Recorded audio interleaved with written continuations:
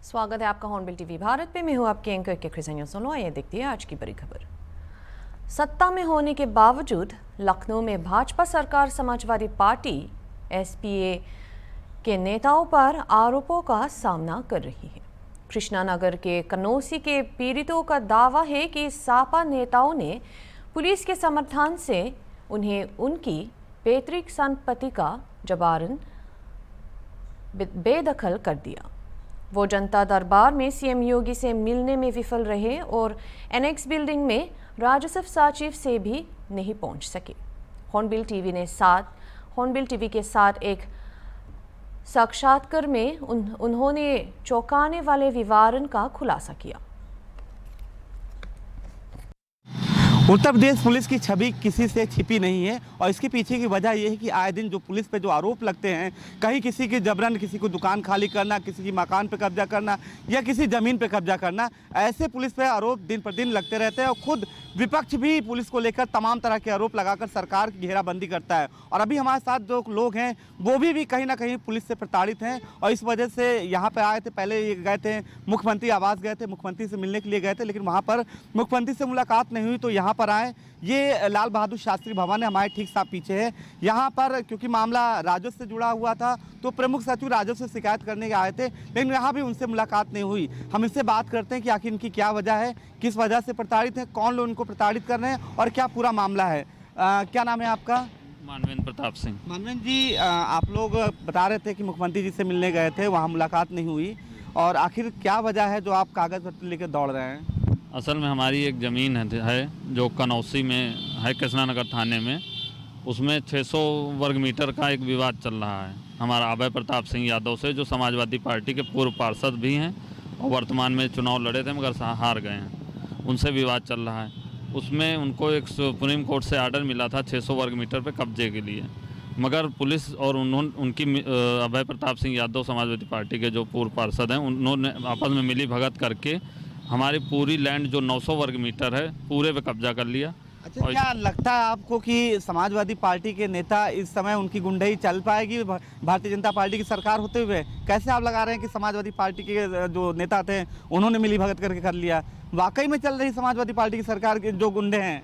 जी बिल्कुल चल रही है, इस समय भी उनकी चल रही, पुलिस से अच्छी मिली भगत चल रही उनकी और पूरी तरह से चल रही, जिसका कल हमारे यहाँ पूरा जीता जाता उदाहरण मिला। क्या आप जो दस्तावेज आप जगह जगह लेके जा रहे हैं, इन दस्तावेजों में क्या है? आप कौन है इनके? बताइए। हम बड़े भाई हैं दिनेश प्रताप सिंह, जो कि हमारा ही मतलब नाम से वहाँ सिविल सूट दाखिल है और सुप्रीम कोर्ट में भी हमारा ही उनका विवाद है। ये हमारा छोटा भाई। दिनेश जी इधर आप आइए। दिनेश जी, आपने कहा कि ये विवाद है, जैसा आपके भाई ने बताया कि समाजवादी पार्टी के नेता हैं वो, और क्या लगता है इस सरकार में वाकई में समाजवादी पार्टी के नेता इस तरह का काम कर सकते हैं, किसी जबरन जो जमीन कब्जा कर सकते हैं? के अलावा उनके पास पैसा है, मजबूत है, पावर है, गुंडागर्दी है, तो कुछ भी कर सकते हैं। पैसे से आदमी को हर चीज़ मिल सकता है। हम कमज़ोर हैं, अपने बच्चे पालना है दुकान करके, जो कि ज़बरदस्ती खाली करा दिया गया। दुकान का सारा सामान बाहर रोड पे फेंक दिया गया। क्या वाकई में लगता है योगी सरकार में इस तरह की अराजकता या इस तरह की दबंगई हो सकती है? तो हमको तो लगता ही है कि ये हो सकता है, सबके साथ हो सकता है। जब हमारे साथ हो गया तो हर आदमी के साथ हो सकता है। कोई आप लोग जो ये चक्कर काट रहे हैं, जगह जगह जा रहे हैं, तो क्या चाहते हैं अब आप? अगर सरकार, आप कहें बोले थे मुख्यमंत्री जी के यहाँ गए थे और अधिकारी के यहाँ जाने की बात कर रहे हैं, तो आपके पास क्या है, क्या मुद्दा है, क्या आप चाहते हैं जो आपके साथ हुआ है उसके पीछे? हमारा उनका विवाद 600 वर्ग मीटर का चल रहा है। अब आप चाहते क्या? तो हम चाहते थे कि वही न्याय होता। वो हमारी दुकान और मकान सब कब्जा कर लिए हैं उसकी आड़ में, पुलिस से मिली भगत करके। तो अब आप चाहते क्या हैं? अब हम चाहते हैं कि हमको दुकान हमारी दिला दिया जाए, हमारी धंधा रोजी रोटी चले, जिससे बच्चे पाल सकें। अन्य नहीं बच्चे पाल सकेंगे तो हमको क्या करें? अब बुढ़ापा में हम कुछ कर तो सकते नहीं, कहीं लेबरी कर पाएँ, तो या तो फिर हम विधानसभा के सामने आत्महत्या कर लें। देखिए, बहुत बड़ा आरोप है जिनका साफ कहना है कि कुछ दबंग हैं जो समाजवादी पार्टी के नेता अपने आप को कहलाते हैं, वो पुलिस की मिली भगत के चलते जो ज़मीन उनको जो पोजीशन करने के लिए जो ऑर्डर मिला था उसको ना करके पूरा इनके घर को, इनकी दुकान को, पूरा इनका सामान फेंक दिया गया। और अब ये चाहते हैं इनको न्याय मिले। अगर न्याय नहीं मिलता है तो विधान भवन के सामने आत्मदाह करने की भी इन्होंने चेतावनी दी है। वीडियो जर्नलिस्ट विजय के साथ अनूप चौधरी, हॉर्नबिल टीवी लखनऊ। भव्य और स्वास्थ्य महाकुंभ 2025 सुनिश्चित करने के लिए विशेष व्यवस्था की गई है, जिसमें अनुमानित 40 करोड़ आगंतुकों की उम्मीद है। कुंभ क्षेत्र में चिकित्सा संरचना स्थापित की गई है और ताकि सभी के लिए निर्बाध स्वास्थ्य सेवाएं सुनिश्चित हो सके। श्रद्धालुओं के मुफ्त इलाज के लिए केंद्रीय अस्पताल सहित 25 अस्पताल स्थापित किए गए और प्रत्येक अस्पताल में 24 घंटों का काम करने वाले 12 डॉक्टर हैं, जो मामूली से लेकर बड़े स्वास्थ्य मुद्दों तक कुछ भी संभालने के लिए तैयार है।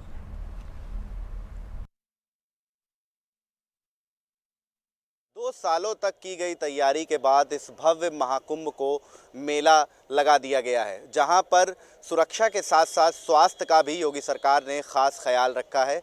हम कुंभ मेले के सेक्टर 4 में मौजूद हैं, जहां पर देखिए आप, ये संगम चिकित्सालय नाम से बोर्ड लगाया गया है और यहाँ पर चिकित्सा को लेकर के तमाम तरीके की सुविधाएं हैं। 25 बेडों का ये अस्पताल है और इस पूरे मेले में इस तरह के 25 और चिकित्सालय बनाए गए हैं, जिनमें बेडों की संख्या विभिन्न तरीके से हैं।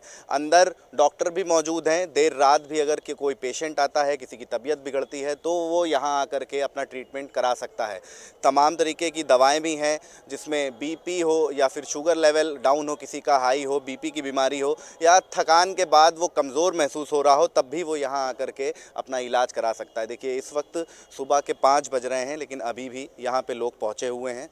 4 लोग यहाँ, 5 लोग खड़े हैं जो यहाँ पे अपना रजिस्ट्रेशन शायद कराने आए हैं या फिर चिकित्सालय में जिस तरह की सुविधाएं दी जा रही हैं उसका लाभ उठाने आए हैं। ये देखिए रिसेप्शन पे बैठे हुए, इनसे बात करते हैं, यही पूरी डिटेल बताएंगे। भाई साहब क्या नाम है? अविनाश जी। ये चिकित्सालय बनाया गया सरकार की तरफ से? सरकार तरफ से सरकार। जी। तो कितने बेडों का अस्पताल है और ऐसे कैसे कितने? सर ये 25 बेड का ही अस्पताल है। इस तरह 25 हॉस्पिटल हमारे और हैं। 25 हॉस्पिटल है जी मेले में? जी। और एक 100 बेड के हॉस्पिटल हमारे केंद्रीय है, वहाँ पे परेड गवर्नमेंट में। केंद्रीय? जी। तो ऐसे टोटल कितने हो गए? अब सर 26 हो जाएंगे सर। 26। जी सर। जी कैसे इलाज आपके यहाँ हो जाएगा सर, इसीलिए डॉक्टर साहब बताएंगे सर। इसलिए डॉक्टर देखिए, ये रिसेप्शन पे थे, डॉक्टर साहब भी आगे हैं, उनसे भी बात करते हैं, क्योंकि देर रात तक भी यहाँ पे डॉक्टर मौजूद हैं। तो अपने आप में बड़ी बात है कि जिस तरह से सुरक्षा के साथ साथ स्वास्थ्य का भी सरकार ने ख़ास ख्याल किया हुआ है। डॉक्टर साहब, कैसा यहाँ पे लोग आ रहे हैं और कितना आप लोगों के पास कैसे इलाज है, मतलब किस तरह के पेशेंट मिल रहे हैं? नहीं, यहाँ तो इलाज के सारे साधन हैं और ज़्यादातर पेशेंट तो बैक पेन, लेग पेन, इन सब के आ रहे हैं। ठीक है। और किसी को उल्टी, दस्त, इन सब चीज़ों की ज़्यादातर दिक्कत है। ठीक है। बाकी सुविधाएं यहाँ पर सारी हैं। ठीक है। इवन इमरजेंसी कंडीशन के लिए भी यहाँ पर सुविधा है। आकस्मिक स्थिति के लिए ये आप लोग जो आता है पेशेंट, उसका पूरा डिटेल नोट करते हैं? जी हाँ, यहाँ पर पूरा डिटेल नोट करते हैं, फिर इसको आगे ऑनलाइन पोर्टल पर भी फीड किया जाता है।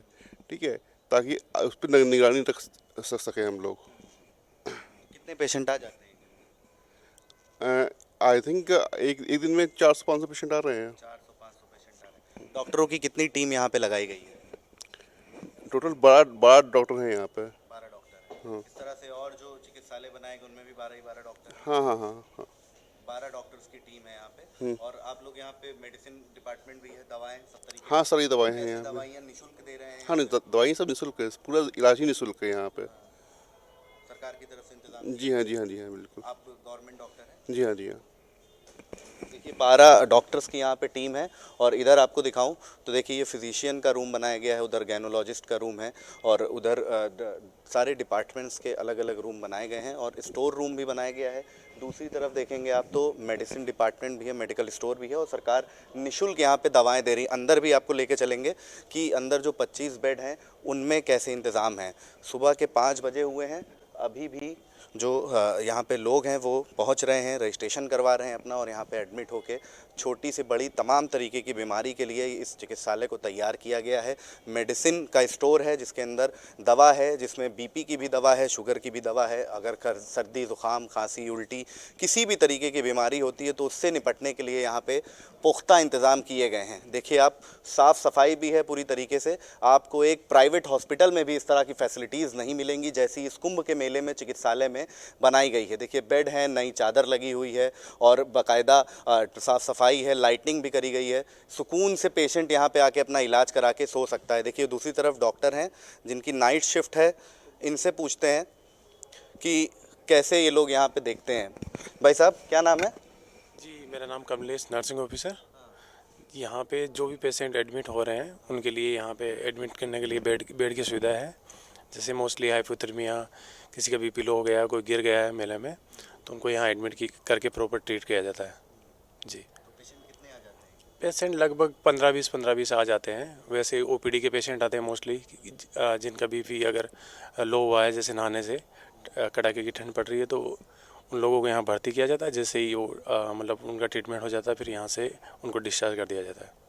जी। तो ज़्यादातर किस एज ग्रुप के पेशेंट आ रहे हैं आप? मोस्टली 50 से अबाव के आ रहे हैं मोस्टली, क्योंकि ओल्ड एज में क्या होता है कि आदमी नहाता है तो एकदम से टेम्परेचर फॉल होता है, उसकी वजह से पेशेंट फिर बीपी लो, शिवरिंग वगैरह ये हो जाती है, तो उनको एडमिट किया जाता है। कड़ाके की ठंड में श्रद्धालु जो है वो यहाँ पर आ रहे हैं। जी जी। तो ऐसे में कैसे अवेयरनेस करी जा सकती है बीमारियों से निपटने के लिए, उसके लिए क्या किया जा सकता है? जी, यही कि थोड़ा एज ग्रुप वाले, जैसे दिन में धूप निकले तो उस टाइम अगर वो नहाए तो ठीक रहेगा, क्योंकि वैसे भी पानी ठंडा है, ऊपर से मतलब 50+ उम्र वाले जो मतलब श्रद्धालु जो आ रहे हैं, तो उनके लिए थोड़ा सा ये है कि हाइपोथर्मिया में जाने के चांसेस रहते हैं।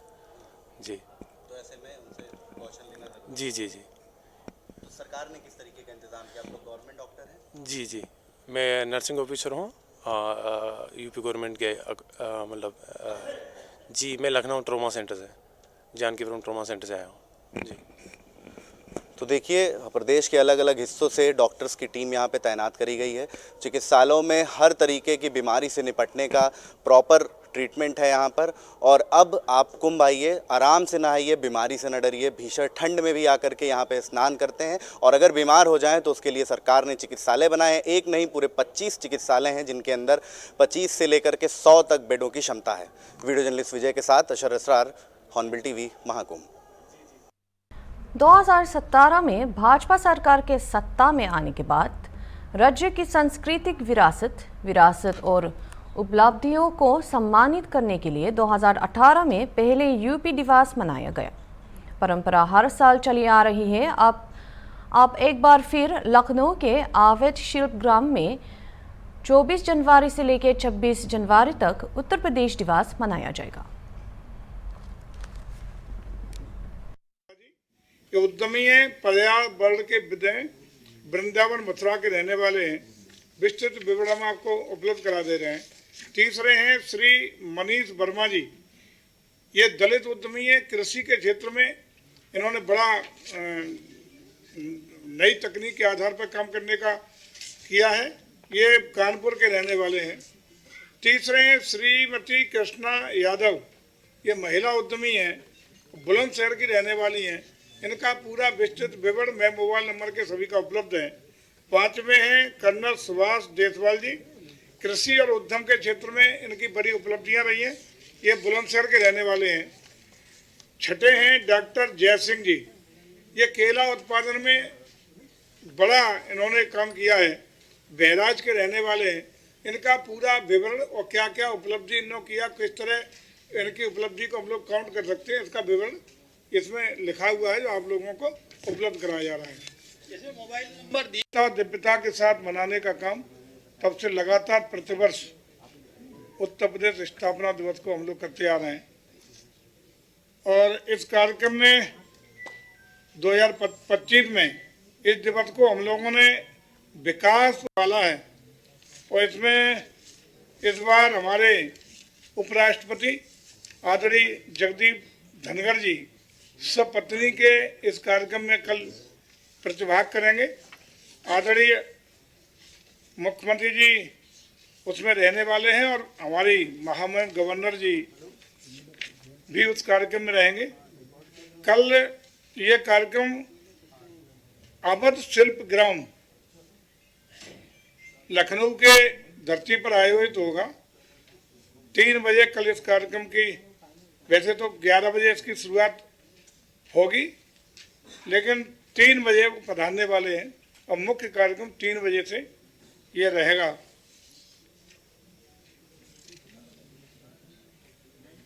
इस कार्यक्रम को हम लोग एक तो यहाँ मना रहे हैं, दूसरा सेक्टर 7 महाकुंभ प्रयागराज की धरती पे इसका आयोजन करेंगे और इसका तीसरा कार्यक्रम जो मुख्य रूप से रहेगा वो नोएडा शिल्प ग्राम गौतम बुद्ध नगर में, यह आयोजन 3 स्थानों पे हम लोग करेंगे और पूरे प्रदेश के सभी जिलों के मुख्यालयों पर भी इस कार्यक्रम का आयोजन होगा।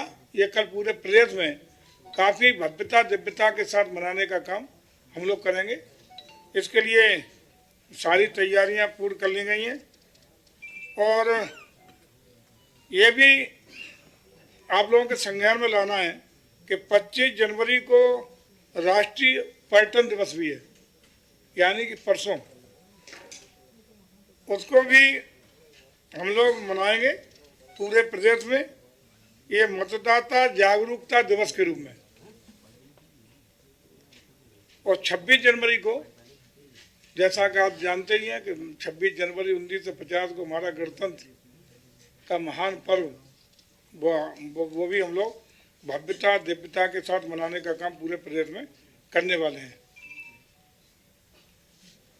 काफ़ी ये जो कल का जो कार्यक्रम यहाँ रहेगा उसके बारे में विस्तृत रूप से मैं चाहूँगा कि हमारे प्रमुख सचिव मुकेश मिश्राम जी क्या क्या कल उस कार्यक्रम में रहने वाले। वृंदावन रोड योजना में या वृंदावन योजना में शहीद पथ पर यहीं लखनऊ में, वहाँ पर उत्तर प्रदेश दिवस लगातार 2018 से आयोजित किया जा रहा है और उत्तर प्रदेश दिवस मुख्य रूप से 24 जनवरी को इसलिए मनाया जाता है कि इसका पहले नाम संयुक्त प्रांत था, उससे बदल करके उत्तर प्रदेश किया गया और उत्तर प्रदेश की हम फिर यहाँ से शुरुआत मानते हैं कि इस शब्द और इसके साथ ही साथ जो है पूरे प्रदेश की स्थापना का ये पर्व।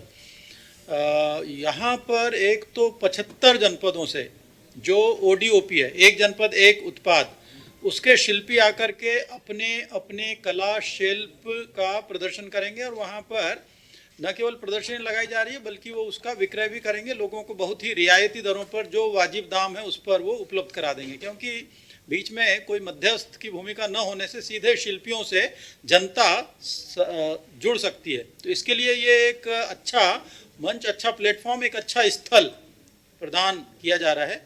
दूसरा, हमारे प्रदेश के बहुत सारे अंचल हैं, 6 महत्वपूर्ण अंचल हैं, जिन अंचलों के अपने विकास प्रगति पथ पर उत्तर प्रदेश विरासत को हम कैसे प्रदर्शित करें, अपनी जो उत्तर प्रदेश की विरासत हो या देश की विरासत हो जिसे हम लोग सहेज करके आगे धरोहर के तौर पर लेकर के चलते हैं, तो इसकी प्रदर्शनी एक लगाई गई है, विरासत प्रदर्शनी।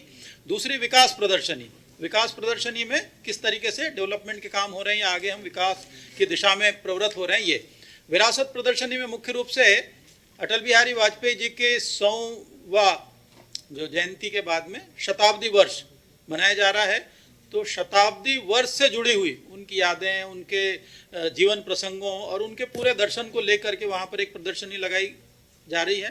दूसरा जो है लोकनायक बिरसा मुंडा, जिन्होंने अंग्रेजों के विरुद्ध एकजुटता प्रदर्शित करते हुए वो सर्कुलेट कर देंगे और इसमें यह ध्यान रखा गया है कि छोटे अभी दे रहे हैं सर, जो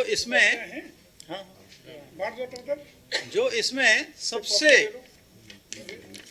जमीनी स्तर पर कार्य करने वाले लोग हैं, एकदम धरातल पर कार्य करने वाले लोग हैं, उनको भी सम्मिलित किया गया है ताकि उनसे प्रेरित होकर के, उनसे प्रेरणा लेकर के लोग और भी इस तरीके के उद्यमशीलता को अपने जीवन में उतारें। तो इसके लिए और साथ ही साथ जिन्होंने वर्तमान संदर्भ में जो एकदम आधुनिकता का दौर में IT का यूज़ करके, AI का यूज़ करके किस तरीके से क्लाइमेट कंट्रोल पे या क्लाइमेट से संबंधित तमाम तरीके की जो समस्याएं उत्पन्न होने वाली है, प्रभाव होने वाला है, उसको लेकर के कैसे कार्य किया जाए, उन्होंने वृंदावन के जो रहने वाले हैं बहुत बड़ा काम किया है। वो उन्होंने एनवायरमेंटली इनोफेस्ट के दूसरे दिन लखनऊ में Hyundai मोटर्स इंडिया फाउंडेशन और अगस्त्य इंटरनेशनल फाउंडेशन द्वारा आयोजित किया गया सीएम योगी आदित्यनाथ के मुख्य सलाहकार अवनीश कुमार अवस्थी ने इस कार्यक्रम में भाग लिया। विज्ञान मॉडल देखे और विद्या वाहिनी कार्यक्रम की प्रशंसा की और अवस्थी ने ये भी उल्लेख किया कि विज्ञान के बारे में बच्चों की जिज्ञासा को बढ़ावा देने के लिए भविष्य में इस तरह की पहल को बढ़ावा दिया जाएगा।